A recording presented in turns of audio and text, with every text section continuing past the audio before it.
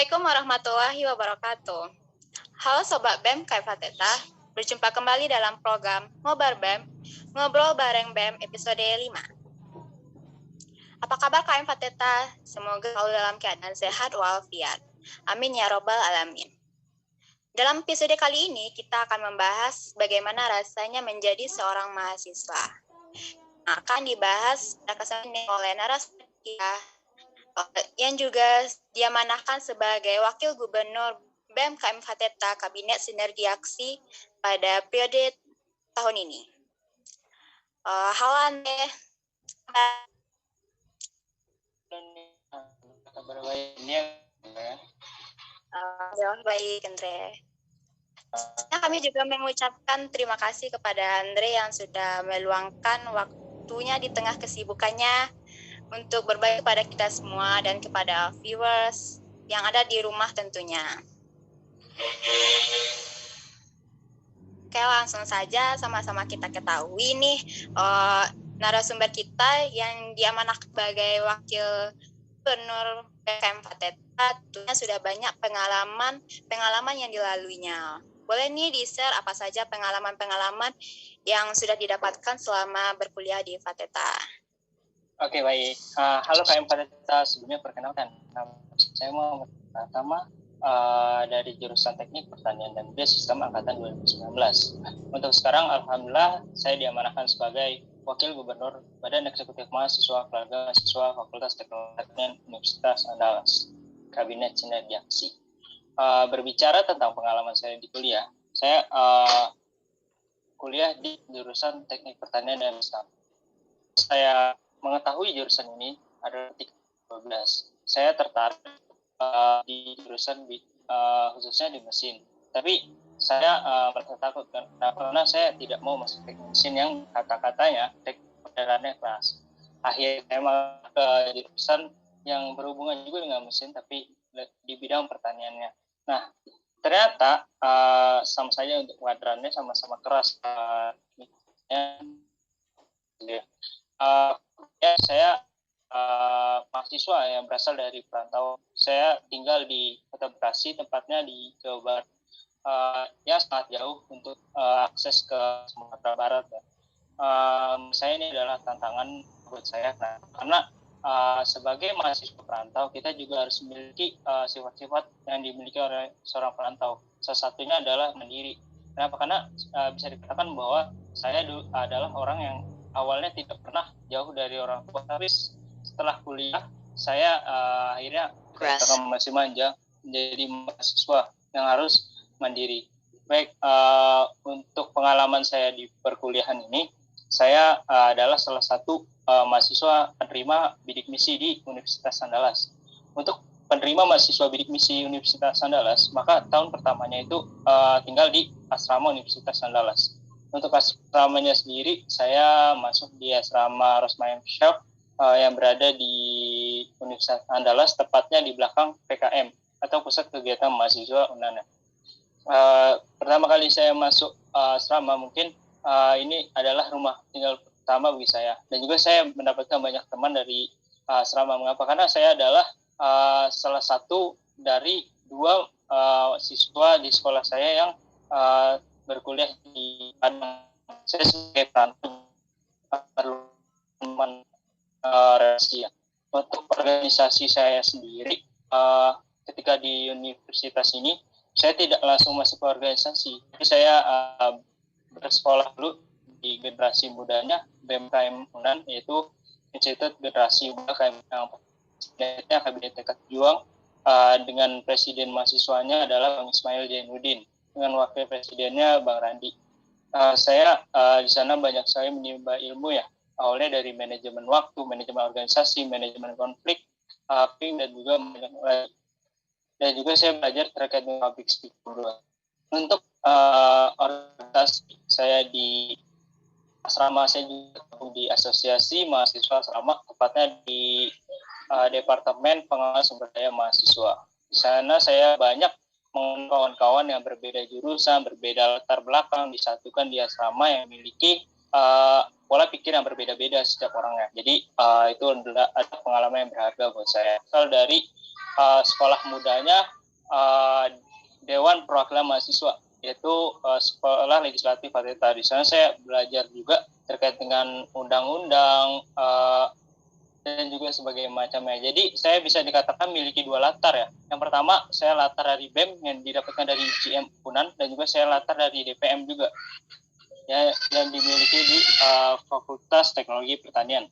Baik, mungkin untuk organisasi saya bisa adalah orang yang berani ngambil perubahan gitu ya.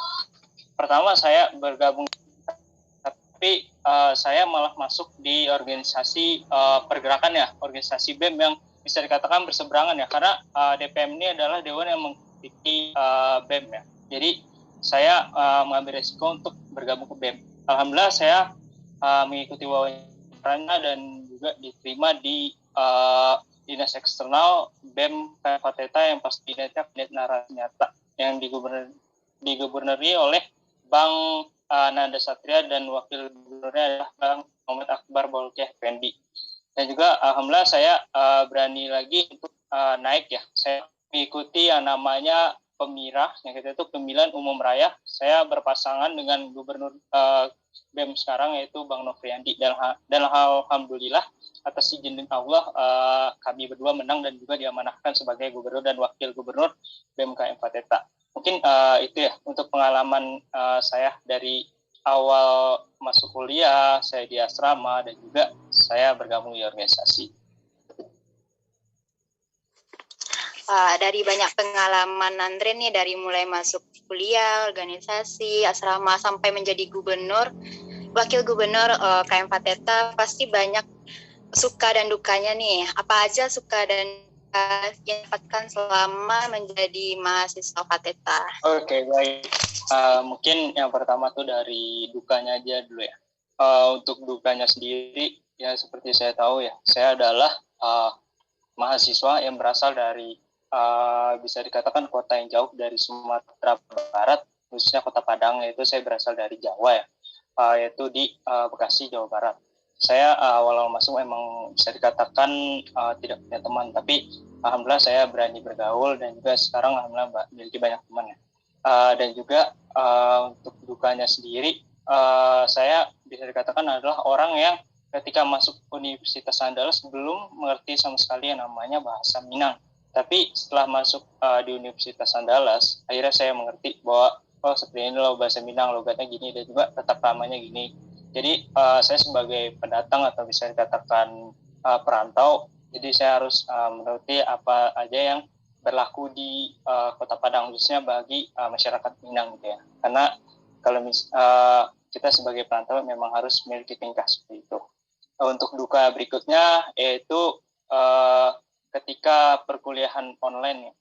Ketika perkuliahan online ini kan banyak sekali yang namanya praktikum.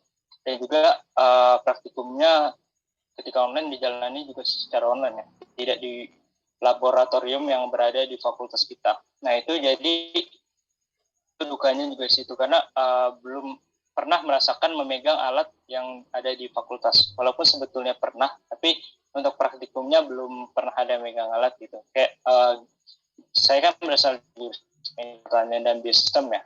Ada yang namanya lab MMP, bahkan saya belum pernah pegang alat dari MMP seperti kelas listrik ataupun semacamnya. Dan juga di IW, ilmu kewilayahan, ada yang namanya teodolet ya. Saya belum juga merasakan memegang ataupun menggunakan teodolet. Jadi itu bisa dikatakan tantangan buat saya lah, karena saya berani ambil di sini, tapi alhasil pandemi datang dan juga sekolah kebijakan dari Kemendikbud online, jadi ya harus mengikuti lah secara online gitu. Jadi mau gimana lagi kan, itulah dukanya, tidak merasakan alatnya, tidak berkuliah tatap muka, walaupun ada tatap mukanya 2 semester, tapi menurut saya kurang. Kenapa? Karena saya sudah berkuliah 4 semester, tapi hanya 2 semesternya saja. Bisa dikatakan nggak 2 semester, tapi malah 9 bulan saja ya di perkuliahan offline gitu. Baik, untuk sukanya mungkin di sini saya belajar hal baru. Saya memiliki banyak sih juga, karena penting ya relasi itu. Jadi buat KM Fateta khususnya mahasiswa baru angkatan 2021 juga bergabung di Universitas Andalas. Jadi buat adik-adik semua, kalau bisa ketika masuk di universitas tuh kita langsung ngambil banyak organisasi. Kenapa? Karena organisasi ini penting buat melatih dan juga membangun jati diri kita. Karena pengalaman yang kita dapatkan di organisasi bakal teraplikasikan dan juga teraplikasikan di kehidupan kita bermasyarakat. Ada sebuah kata-kata yang mengibaratkan bahwa universitas atau perkuliahan adalah miniatur dari kehidupan nyata kalian. Mungkin itu saya belajar dari senior organisasi. Saya belajar tentang bagaimana caranya manajemen, dan juga banyak sekali sih pengalaman harga khususnya dari dosen yang telah beri masukan berupa materi ataupun motivasi juga. Mungkin itu menurut lebih banyak pengalaman sukanya ya. Dukanya mungkin karena gara-gara pandemi. Semoga kita berdoa semoga pandemi ini cepat berlalu. Oh ya, dari banyak pengalaman Andre nih bisa nih kasih tips untuk para mahasiswa baru untuk beradaptasi dari siswa ke mahasiswa untuk kuliah nanti. Ya. Oke, baik. Bicara terkait transformasi, berarti juga bicara terkait dengan perubahan. Perubahan berasal dari sifatnya. Mungkin yang perlu adik-adik mahasiswa baru Fakultas Teknologi Pertanian Angkatan 2021 lakukan adalah kita kan ketika menjadi siswa bisa dikatakan kita adalah anak yang belum mandiri, kita belum jauh dari orang tua. Jadi ketika kita kuliah, maka kita akan mandiri, kita semuanya sendiri itu. Hadapi situasi sulitnya sendiri, kita berkomunikasi dengan orang tua tuh via media yang kita punya, misalnya via WhatsApp ataupun telepon. Kemudian sifat yang perlu adik-adik punya yang kedua itu adalah berpikir. Bisa dikatakan ketika SMA tuh guru yang lebih banyak mengajarkan adik-adik semua. Tapi ketika maka harus memiliki banyak pengetahuan. Kita cari pengetahuan tuh, misalnya dosen memberikan terkait dengan ilmu, misalnya ilmu tentang traktor ataupun bagaimana, maka kita harus menganalisis fungsi dari traktor ini, kemudian apa, kenapa sih traktornya harus diciptakan dan macamnya. Itu dengan jurusan teknologi hasil pertanian dan pangan dan juga teknologi industri pertanian. Pastikan harus pikir apa yang diajarkan dosen tuh kalau bisa setelah kita pulang kuliah ataupun setelah kita daring itu kita cari lagi, kita analisis lagi, kita riset lagi apa aja sih yang terkandung di dalamnya gitu. Karena kita sekarang dituntut untuk berpikir kritis. Berikutnya yang ketiga yaitu adalah manajemen waktu dan juga semacamnya. Lagi manajemen waktu yang bisa dikatakan misalnya siswa adalah orang yang malas-malasan, maka untuk perkuliahan ini hentikanlah malas-malasan lagi. Kenapa? Karena di kuliahan ini tugas makin banyak dan juga kita juga misalnya mengambil urgensi, maka kita juga memiliki cukup sibuk waktu. Jadi kita tidak memiliki waktu banyak gitu. Jadi sekitar namanya memanajemen waktu. Karena ketika perkuliahan ini ya memang kita bekerja sama, tapi akhir-akhir ya ketika adik-adik mendekati semester akhir, maka adik-adik akan berkompetisi siapa duluan yang wisuda. Itu kan pasti keinginan adik-adik dan orang tua masuk kuliah pasti pengen wisudanya tepat waktu atau bahkan lebih cepat kayak gitu ya. Berikutnya mungkin terkait dengan kepribadian adik-adik, yaitu ketika misalnya di SMA boros-boros ataupun bagaimana karena memang menggunakan orang tua, sebisa mungkin ketika adik-adik telah menjadi mahasiswa, sifat boros itu harus dihilangkan dan kita bisa manajemen uang. Karena di kuliah kita juga pantau seperti abang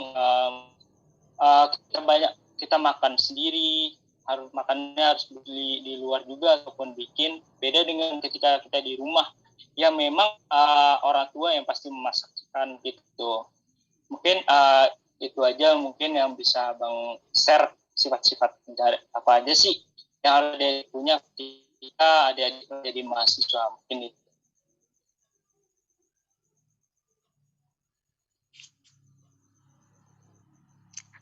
Oke. Boleh ceritain bagaimana perasaan Andre saat pertama kali menjadi mahasiswa?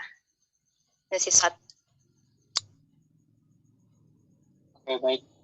Berbicara dengan apa ya, perasaan saya pertama kali ya. Saya salah satu dari kata dulu saya ketika SMA mendapatkan jatah untuk mengambil di SNMPTN, dan juga nilai saya tinggi saya kemasan gitu ya, karena saya yakin bahwa saya akan terima di universitas yang cukup terkenal lah, bisa dikatakan di Indonesia.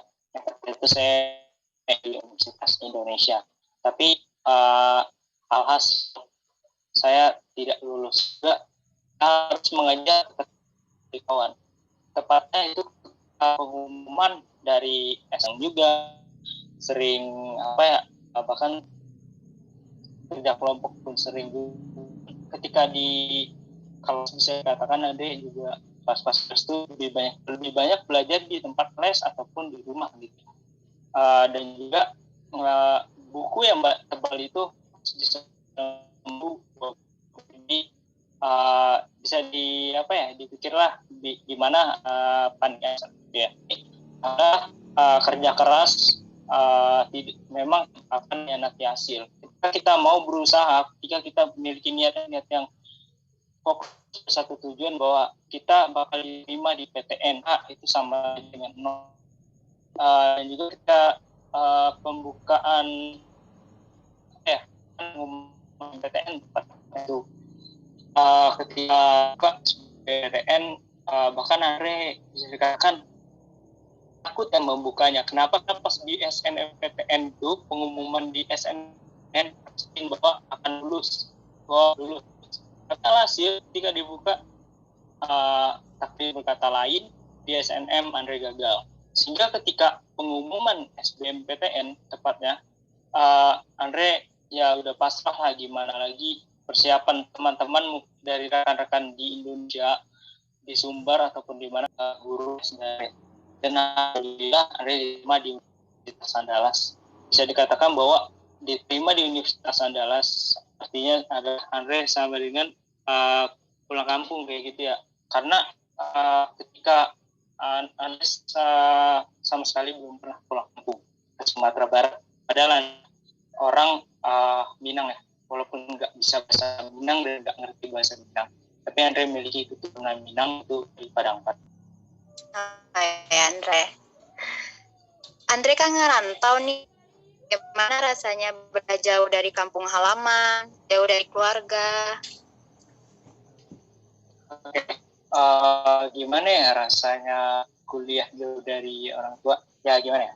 Mungkin bahkan Andre pas hari pertama berangkat ke Padang, karena Andre berangkat ke Padang pas ketika mau ke Padang pertama kali itu menggunakan bis. Kan itu haru banget. Kenapa? Karena Andre biasanya yang selalu dekat dengan orang tua, tapi akhirnya harus melepas orang tua dengan merantau ke negeri Sumatera Barat, ke negeri Minang, di Padang, di Universitas Andalas. Rasanya memang haru ya. Kenapa? Karena baru pertama kali Andre jauh dari orang tua, dan itu bahkan sendiri juga. Gimana ya? Kita pertama kali merantau, kita belum tahu daerah itu kayak gimana, tapi kita harus ke sana juga demi satu tujuan kita ya, menuntut ilmu agar pendidikan kita lebih tinggi dan juga lebih memiliki banyak ilmu daripada sebelumnya. Kayak gitu sih haru. Kemudian ketika sampai di Padang, Andre ke Padang Pariaman dulu, tepatnya ke rumah saudara. Itu menginap sekitaran 2 hari ya di sana.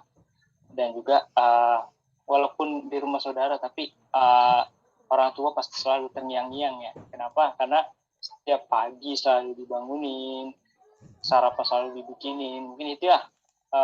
Dan juga ketika merantau ya pastilah kita sendiri, kita serba sendiri, kita ngapa-ngapain sendiri.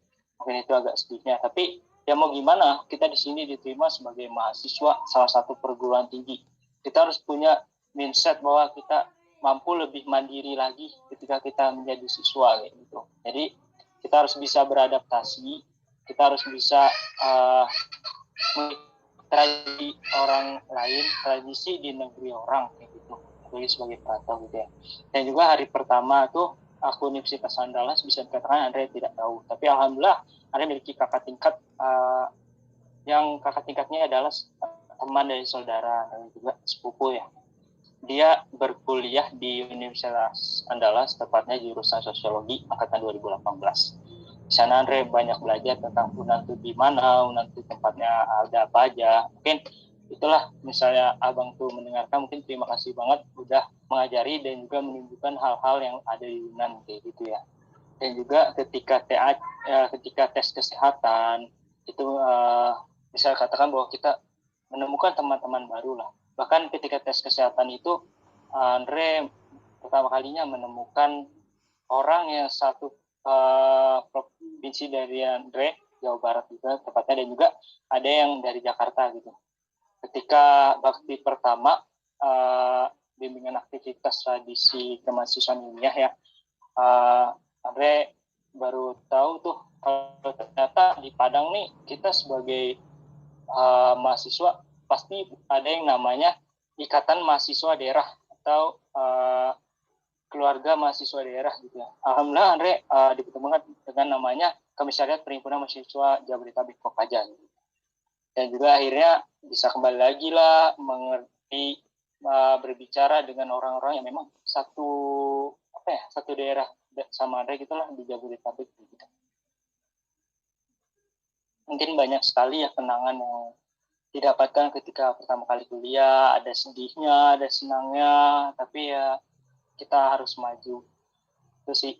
Makanya Andre sekarang berpikiran bahwa kalau bisa kita ke luar negeri, kenapa kita harus dalam negeri? Mungkin cita-cita dari Andre juga, Andre mau S2-nya itu di luar Indonesia. Gitu. Supaya menantang diri Andre untuk lebih lagi daripada yang ini dan juga yang sebelumnya.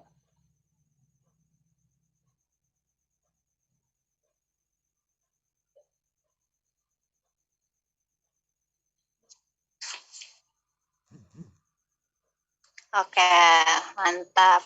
Semoga cita-citanya tercapai, Andre. Amin. Oke, sebelum ditutup, ada nggak tips dan trik untuk mengatasi tugas serta perubahan lingkungan di masa pandemi ini? Oke, baik. Berbicara terkait dengan kuliah offline, berbicara tentang perkuliahan, pendidikan pasti adanya namanya tugasnya. Begitupun di perkuliahan. Tugas di perkuliahan bisa dikatakan lebih banyak lah daripada di SMA, SMP, atau SD ya.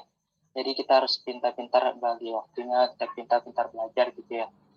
Untuk tips and triknya mungkin Anda ingin memberikan sedikit aja ya. Ketika kita berkuliah, kita kan ada namanya matkul ya. Kalau di Universitas Andalas ini kan kita pasti ada namanya ngisi KRS atau kartu rancangan studi. Kita isi dulu, kita tentukan hari dan jadwal kita kuliah. Kemudian setelah disetujui dosen PA, maka itulah jadwal kita perkuliahan. Mungkin sekedar memberitahukan bahwa cara mengambil pelajaran di SMA dan juga mata kuliah di perkuliahan itu bedanya. Kalau di SMA mungkin kita guru ya yang menentukan, tapi ketika di perkuliahan itu kita sendiri yang menentukan jadwal kita. Jadi kita harus pintar-pintar milih jadwal gitu. Kalau bisa ada liburnya itu lebih baik gitu kan ya. Ketika kita kuliah, kita sudah dapat nih jadwalnya. Kita misalnya hari Senin ini ada pelajaran, misalnya mata kuliah di hari Senin ini misalnya statistika ya. Kita dosen masuk bisa mungkin harus dalam keadaan yang siap menerima pelajaran. Kalau bisa pikiran kita dikosongkan, buku sudah siap, ataupun kalau mau nge-record, silahkan di-record, nanti malam dicatat lagi apa yang dibicarakan sama dosennya tadi. Karena kalau misalnya kita mendengarkan aja mungkin masuk kuping kanan keluar kuping kiri. Tapi kalau misalnya kita menulis ataupun kita merecord kemudian malamnya kita menulis, mungkin itu akan menambah ilmu kita juga, mungkin kayak gitu ya. Kita juga jangan malas-malas lah untuk bertanya, kita harus sering-sering bertanya. Misalnya ada kita nggak ngerti, tapi kita malu nih, kita nggak usah malu, kita di sini mahasiswa, lebih dari siswa. Hilangkanlah rasa malu untuk bertanya kepada dosen. Kenapa? Karena kita lah penggerak bangsa di kemudian hari gitu. Ketika kita dapat ilmunya tidak maksimal, maka negara kita juga bakal tidak maksimal ketika kita memegang jabatan nantinya kayak gitu. Kita harus pintar-pintar di perkuliahan ini belajar. Kita harus perbanyak juga relasi.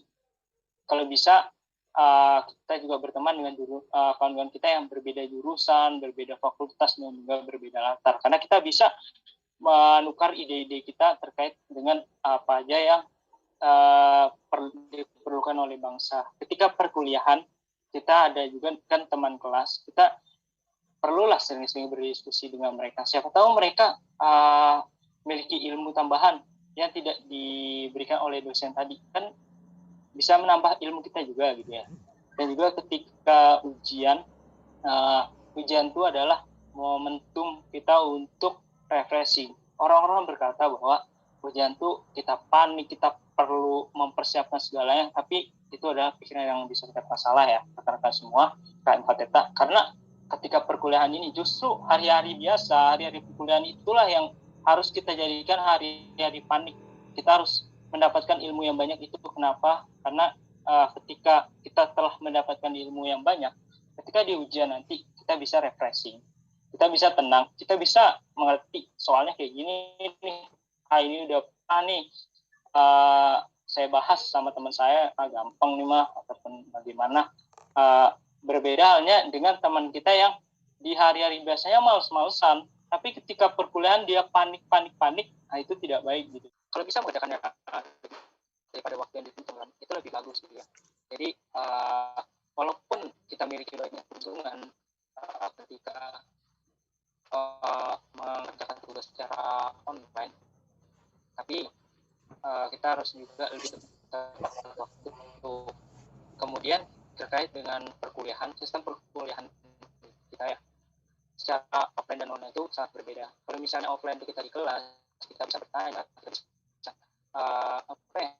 tepat waktu ya, masuk tepat waktu, keluar tepat waktu. Tapi ketika pandemi, ketika kita kuliah online, banyak sekali perubahannya. Yang pertama, kita harus siap-siap dengan yang namanya aplikasi pertemuan, misalnya seperti Zoom, Google Meet, ataupun kita harus ada di setiap HP kita, karena dosen itu aplikasi pembelajaran itu ada yang menggunakan Zoom, ada yang menggunakan Microsoft, dan juga yang menggunakan Google. Jadi kalau bisa kita ada semua. Kemudian terkait dengan pembelajaran, walaupun kita secara online, kita harus mungkin lah on kamera ya, karena gak enak kita ketika kita kuliah kita on kamera, tapi dosennya hanya kayak ngomong satu arah gitu, kita nggak melihat dia mengajar, kita nggak bagus. Jadi kalau bisa ketika kita kuliah online, kita juga dalam keadaan siap menerima apa saja materinya, dan juga siap dengan buku dan catatan. Terkait dengan buku dan catatan, kita harus rajin ya, karena di online ini sama juga seperti offline, ini akan berpengaruh juga kepada masa depan kita gitu ya. Ketika kita belajar dengan sangat baik, insya Allah materi yang diberikan di semester sebelumnya akan kita ingat sampai kapanpun dan bakal kita terapkan aplikasinya. Tapi ketika kita malas-malasan, itu hafalan atau pembelajaran ilmu matkul yang semester sebelumnya siap-siap aja hilang gitu ya. Jadi belajarlah dengan baik, ikuti pembelajaran dengan baik. Ketika pembelajaran harus dalam keadaan kondisi siap menerima pelajaran 100%. Posisi harus baik duduknya, dan juga kalau bisa on mic, karena untuk menghargai dosen juga. Oke, Mungkin sekian terkait dengan tips and trik. Mungkin kepada mahasiswa baru, ikutilah kuliah dengan sebaik mungkin, karena kalian adalah harapan orang tua kalian. Kalian dikuliahkan itu menggunakan uang juga. Orang tua kalian mencari uang itu dengan susah payah, tapi kalian ketika perkuliahan malas-malasan itu mungkin akan membuat perjuangan orang tua kalian mencari uang sia-sia atau sia-sia aja gitu ya. Kalian dikuliahkan, telah dibiayakan, tapi perkuliahan kalian malas-malasan. Itu cobalah kalian pikirkan juga ketika kalian nantinya yang seperti itu, kalian jadi orang tua, kalian mencari duit, tapi anak-anak kalian itu malas-malasan, itu kan berarti kalian sedih juga gitu. Jadi perkuliahan ini gunakanlah dengan sebaik mungkin. Seraplah ilmu sebanyak-banyaknya, banyaklah relasi. Itu aja. Mungkin semangat terus. Semangat kalian Fateta. Untuk Fateta yang lebih jaya.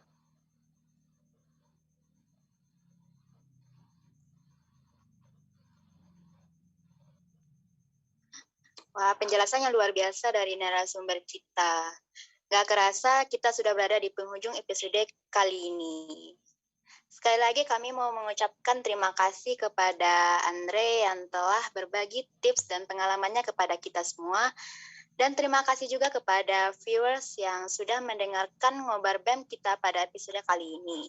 Kami juga mau mengucap selamat bergabung kepada mahasiswa baru dan selamat mengikuti perkuliahan di Fateta. Sampai jumpa di episode Ngobar BEM episode berikutnya. Tetap jaga kesehatan dan semangat selalu. Saya Rania, selaku moderator pada episode kali ini, undur diri. Wassalamualaikum warahmatullahi wabarakatuh.